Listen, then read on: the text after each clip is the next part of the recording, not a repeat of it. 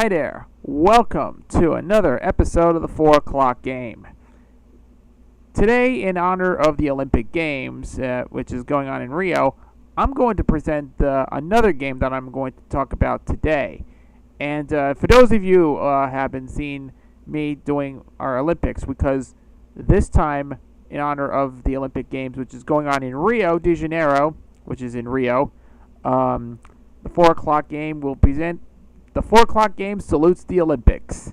And you know what? This is actually the month of celebrating the Olympic spirit with the 4 o'clock game salutes the Olympics. And today, just to honor that and just to keep you in the Olympic spirit, I'm going to present to you a game that you have never been heard or played. So when I was a kid, I actually saw that in the arcade, but this brings back some memories for me, and of course, this is what the game I'm going to be talking about today. And for those of you who have seen, probably 4 years ago, back on my old channel, I did uploaded the playthrough of an NES game of track and field. And if you may remember, 4 years ago on my old channel, I did upload it on my channel right now, because this is going to be some sort of a repeated episode. Yeah, because the old video I have is actually posted it since 2010 on my other channel called 4 PM Game. So I decided to do that because this is some sort of a rerun episode, and this is going to be a very elaborated because of the Olympic Games that was held in London 4 years ago. That was in London. And this is going to be another game that I'm going to be talking about today here on the 4 o'clock game, and this is going to be talked about right now. So, in honor of that, let's get things started. Today, I'm going to present, here it is, this is Track and Field. This game was released in 1983 for the arcade, and it was presented to us by Konami. Yep, this has got to be one of the early Konami games in video game history. And this was actually the first Olympic-style game that was released in the arcade. And for those of you who have seen my playthrough of Track and Field, 4 years ago, this was like a repeat from 4 years ago, I did play it on the NES. So I'm not going to do another chance to play for the second time. You know, Konami, actually the company that made this game, that's actually the first arcade game. And yep, this was an early Konami game from 1983. In this game, it features 100-meter dash, long jump, javelin throw, 110-meter hurdles, hammer throw, and high jump. These are all 6 events that was included in the game. But 5 of them that were included in the NES version of Track and Field, which came out about 4 years later in 1987, but added the 3 events that added from another game that I'm going to be talking about in the next episode. And this is going to be in this game for now. We're going to talk about Track and Field. This is the real sport. The moment of excitement has turned into a video game. That's the tagline that was on the arcade cabinet. And you can tell this is a Konami game. It has the old original Konami logo was on there. That was later used probably around 87 when they changed the logo for a redesign, and that was like one of the more familiar logo if you've seen these Konami name, and this was the original Konami logo, but that's the older one. Yeah, this is possibly the early Konami game for the arcade, and this was the year during the video game crash, and it was the year before the Olympics was held in Los Angeles, where it was held back in 1984. It was actually promoted the 1984 Olympic Games. So I know a lot of you people who played the arcade version of the Track and Field. So I just want to say the bottom line, this is a game that I have never been played in a very long time. And this is actually a game that features all the stuff. But this is actually a pretty good, absolutely the best one. I think it was one of the earlier arcade games for the arcade. But you can play this game. It's on an emulator, but I don't know it's very tough to find a Track and Field cabinet. So this was probably one of the earlier games that was made by Konami. So I'm going to give you 5 events to show you all about it. So let's take a look at let me give you the whole thing. Before we start this game, though, we're going to start this game as well as I can. So, without further ado, let's get this game started, as Jackie Gleason would say, and away we go. Oh yeah, this is an emulator here. Thanks to another YouTuber who's actually got this. Oh. But let me start this game here.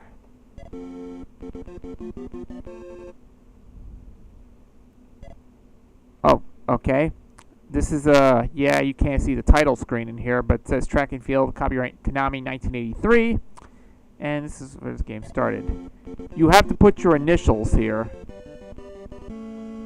This is before you start the game.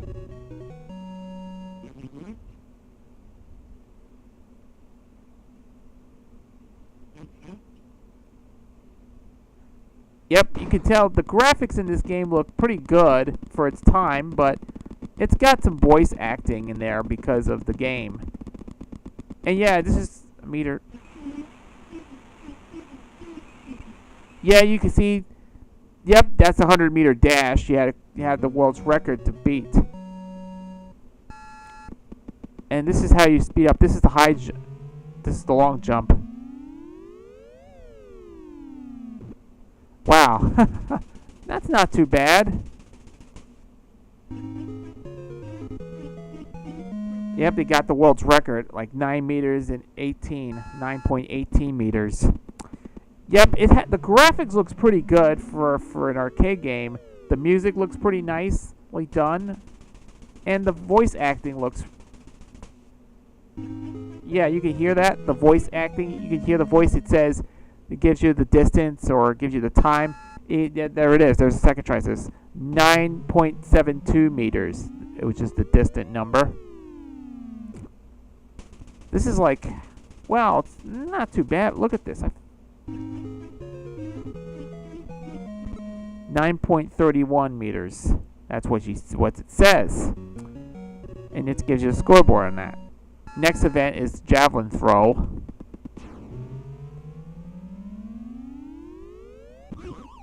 Yeah, you have to throw this on top too far. You see a UFO, gives you bonus points. Okay. You have to throw it right into the 43-degree angle.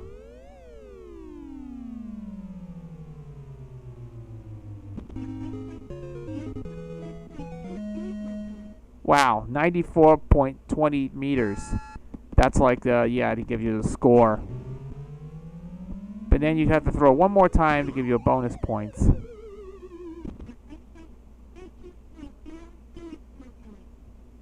Wow, that's like a spaceship. That was like that's an Easter egg here. And then there's your voice saying, "On your mark, get set." And there he says.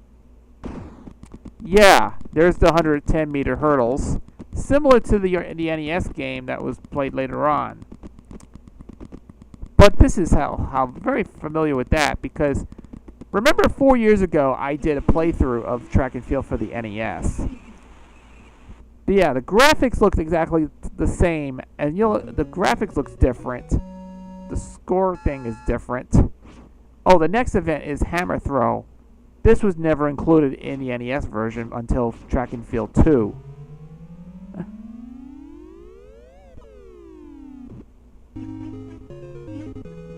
Wow, 94.50 meters. That's pretty weird. And yeah, that's kind of far. The hammer throw is what you have to do is turn it around. And it goes up to 43. 95.44 meters. That's what she says in the game.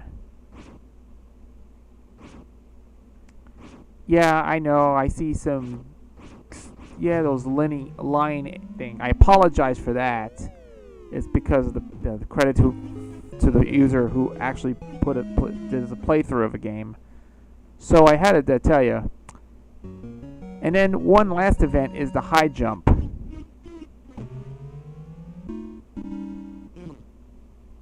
Oh, it's foul.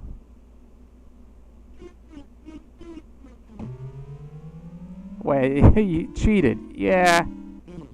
Looks like he's jumped a little further. Okay. Do the high jump.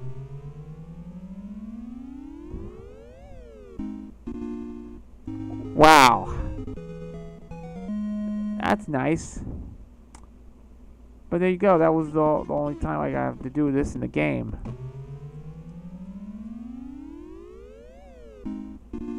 Wow. It's only got height. 225 meters.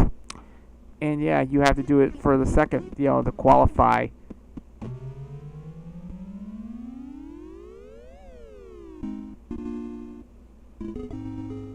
This is only has, you see the world records on the top right of the screen.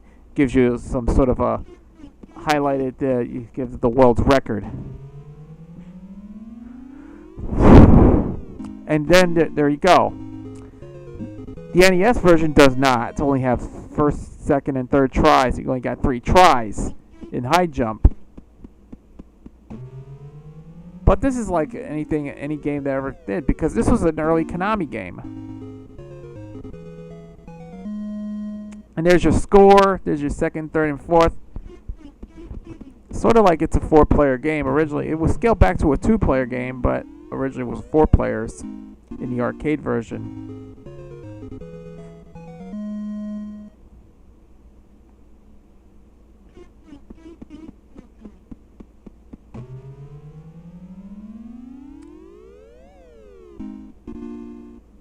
Wow, this is like, yeah, they got too many world's records in this game, so I'm just gonna give you a little quick playthrough of this game. This is the actual game.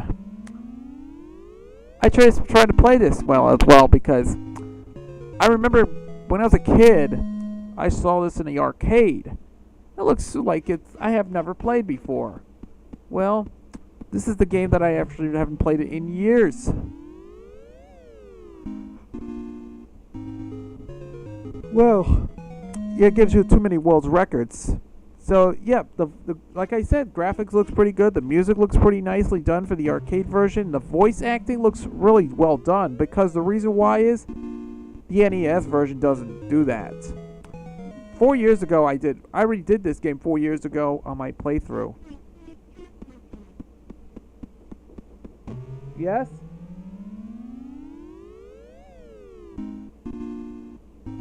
I know, that's the door. I know I was knocking on the door. And then, it's like 4.3 meters. This is where I'm going to jump right there.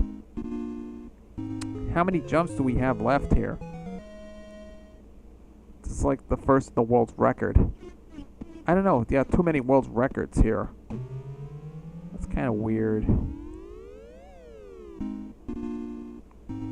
That's like, this is like how many times we did this world record. We had to beat the world record on the, in high jump. The NES version doesn't do that. But it only showed, only just had to qualify that thing.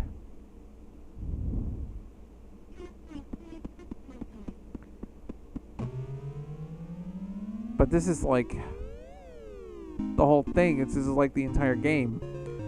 But I remember 4 years ago, I used to play this game on the 4 o'clock game. The ones I already uploaded on my channel, because this was some sort of a rerun episode. When I did the playthrough of the of Track and Field for the NES. The music is actually, the title screen looks like it's actually the 8-bit rendition of the Chariots of Fire theme. But that was like, hell, it's pretty nicely done for the game. And this is like, well, it's pretty perfect for a game like this for the NES. It's like, compared to standards, this game was actually the arcade game. It contains a lot of button mashing. I don't like button mashing games. If you have a button masher like this, all you need is a turbo button to run. You have to hit the turbo buttons to get to qualified. You want to beat them as well. Yeah, because Track and Field was a pretty good game on the NES. But like I said, 5 events. Like, yeah, 5 events are in the from the arcade game as well, because now you missed it. You only got too many files. You got too many files. And then the music from Chariots of Fire was playing, and it gives you the ending to this game. The commendation, the champion of the first match is player 1 with all the initials.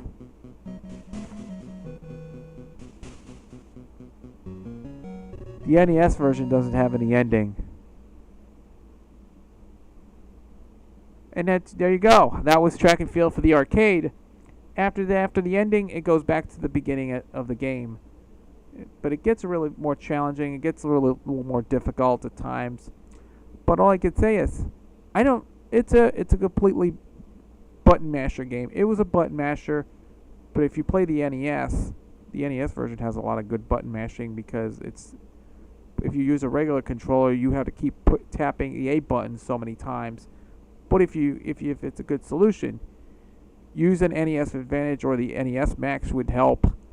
You have to hold the A button while on the turbo mode you have to hit the A button. You get full maximum power to the jump or anything like that to give you a perfect score. Or you can run the 100-meter dash. All you can do is hold the A button so many times. Hold the A button. If you use the turbo button, you have to hold the A button in order to win the race. It's perfect. It's pretty easy, but simple. It's a pretty good game if you haven't showed you. But like I told you, that was track and field. I had enough said. That was a pretty difficult game to play, because it has 5 events as well, but it looks pretty awesome for an arcade game like that. It was a really good game. So if you have never played this game or anything like that, I just highly recommend it if you like. But in all cases, you should give it a play, or if not, play the NES game. So there you go. Track and Field, the arcade. One of the early Konami games. The early arcade game for the Konami. From Konami. This was like one of the first games I think Konami ever put out around that time as an Olympic-style game. So another episode is going to be coming up very soon, which is another abbreviated episode of the 4 o'clock game, which we'll be talking about a playthrough of Hyper Sports. Originally was titled Hyper Olympic, that was in Japan, which was originally titled Hyper Olympic, which was released in Japan. But of course, it was released in the U.S. as Track and Field. But this is like pretty much a pretty good game. But which game do you like better, the arcade or the NES? Well, I guess my best winner is the NES game. But this game has graphics. The music looks like it's a port of an arcade game, but except with the exception of 3 events that was included in the NES version of Track and Field, was originally taken out of Hyper Sports, which I'm going to be talking about in the next episode. So, and that's all about that. Well, it all sums it up. It's a total of 8 events. So, there you go. That was it. So I hope you all enjoyed doing my playthrough of Track and Field, the arcade game. So I definitely, if you like, like I said, one more time, if you love the arcade game, just give it a play. If you're not happy with it, just play the NES version. That would be your best hope. So, and that's all I can say for this episode.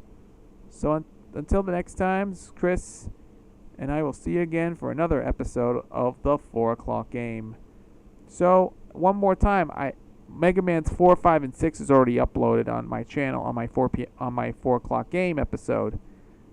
The 3 as part of Mega Man Summer Spectacular is finally up on YouTube. So if you want to check it out, go do it.